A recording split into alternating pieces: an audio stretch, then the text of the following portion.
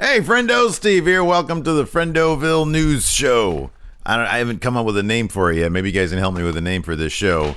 I just figured I'm bored as fuck, and I want to do something with this channel beyond just let it sit here, linger, and do a bunch of Star Trek reviews with Tim Spulak. Boo!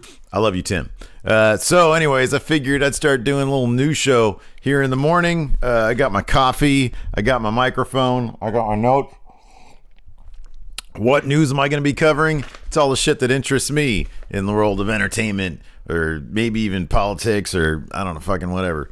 Let's kick this off though. CBS apparently wants a Janeway spin-off show. According to the website, We Got This Covered, due to the success of Picard, the show on CBS All Access, the Voyager captain turned Admiral may be getting her own spin-off show. Apparently, We Got This Covered has heard from sources. Apparently, they say their sources confirmed that a Captain Pike series is in the work.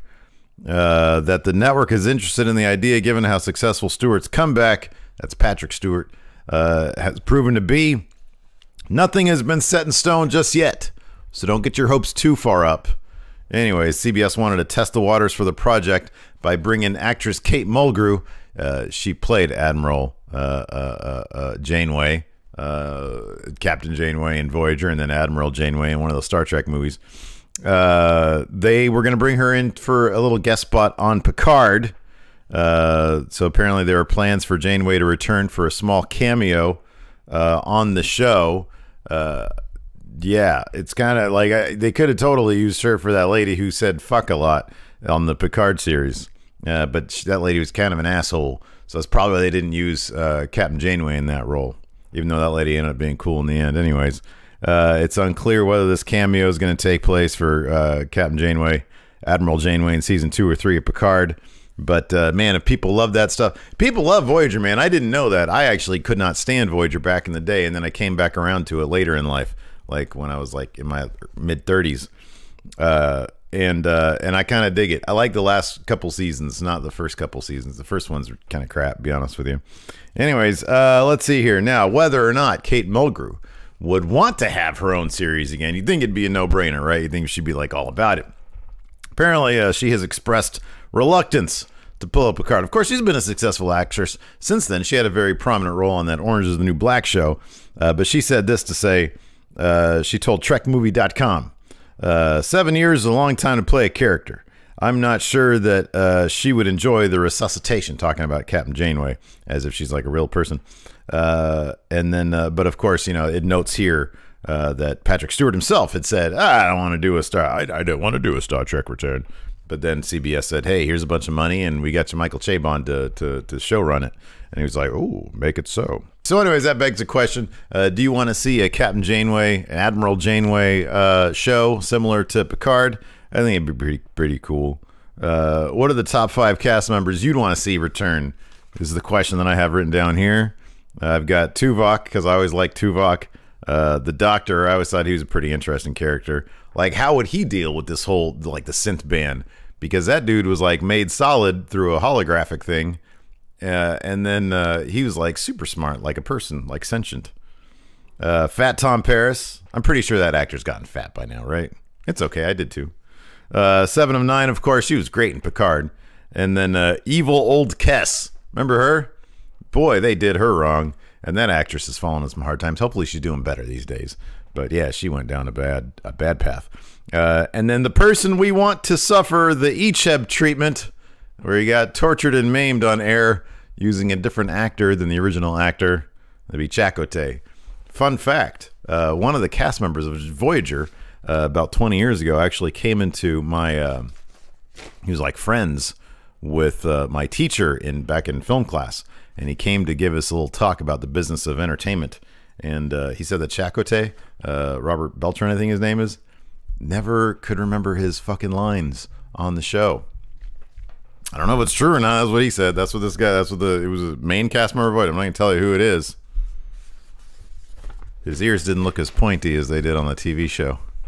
Moving on, Worf. Apparently he's going to be in Picard Season 2. This is again from We Got This Covered. These guys breaking all the news. Anyways, Michael Dorn.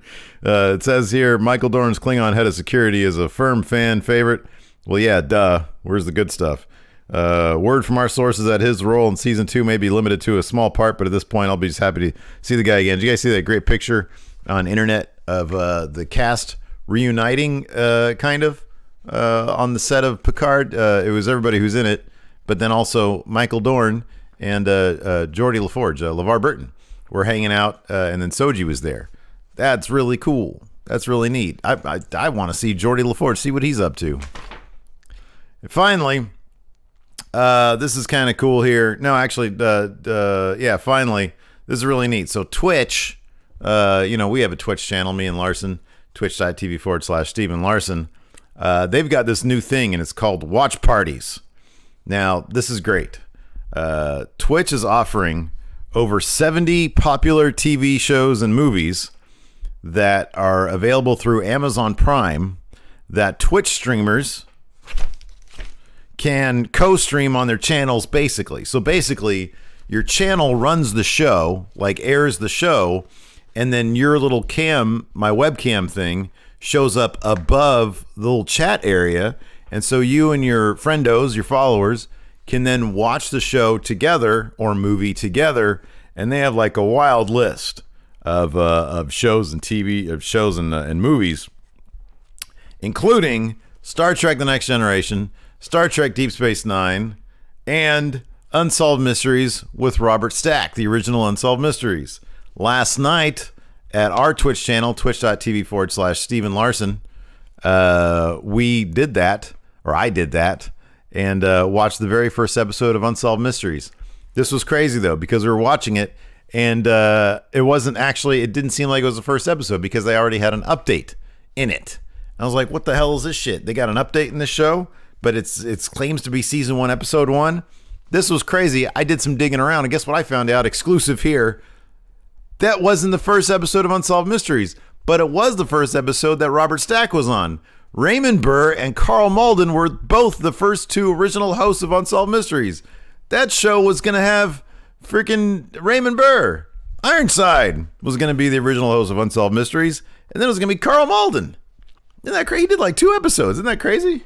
Because originally it was like just a series of Unsolved Mystery specials. So yeah, and then they got Robert Stack, and history was made, man. He did it for like 7 years. So yeah, that's kind of crazy.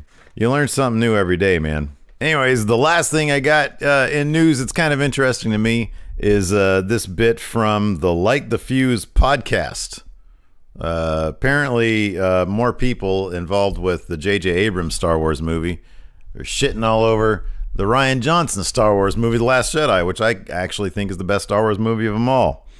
Check this out. So this was, let's see here, J.J. Abrams' longtime editor, Mary Jo Markey. She shared her belief, I'm getting this from IndieWire, that The Last Jedi made conscious storytelling decisions that undid the narrative setups made in Star Wars The Force Awakens. What narrative setups were in Force Awakens, man? That movie was just a rehash of the very first one. Get out of here with that. Anyways, let's see if I can get the quote here. I couldn't agree more, Markey said when the conversation turned to Johnson's Last Jedi script undoing Abrams' Force Awakens story. Quote, it's very strange to have the second film so consciously undo the storytelling of the first one.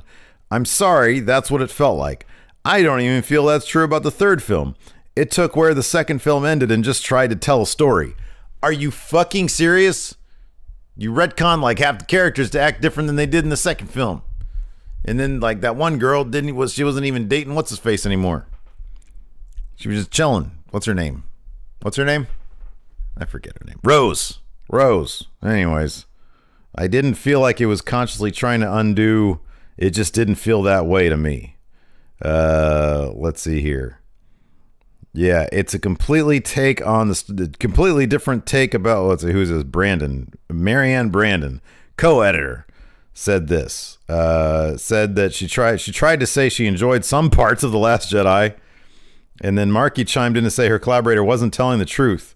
Brandon added about The Last Jedi, it's a completely different take on the Star Wars saga. To Ryan's credit, he stuck to what he wanted to do. He wanted to deconstruct the saga and open it up to go a different direction. That is the film he made. I know it's controversial. Isn't that kind of good in a way? You bring in new elements. That's why I say I feel very much in hindsight of the trilogy, the last part of the trilogy needed one vision. Anyways, fuck them. I thought that movie was great. And I'll be honest with you, man, it's kind of tacky if you're a filmmaker and you're part of like one big sort of unified thing to go on record and say, hey, this person, this really good filmmaker, by the way, they did Knives Out, which is a really fucking cool movie, and Looper, like one of my favorite sci-fi movies.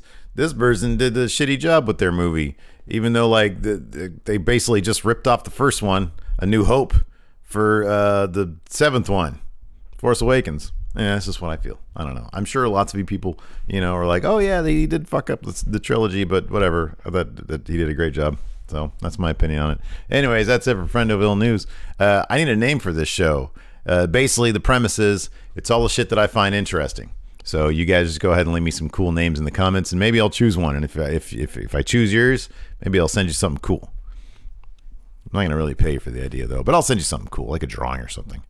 Anyways, thanks for watching. Until next time, talk to you later.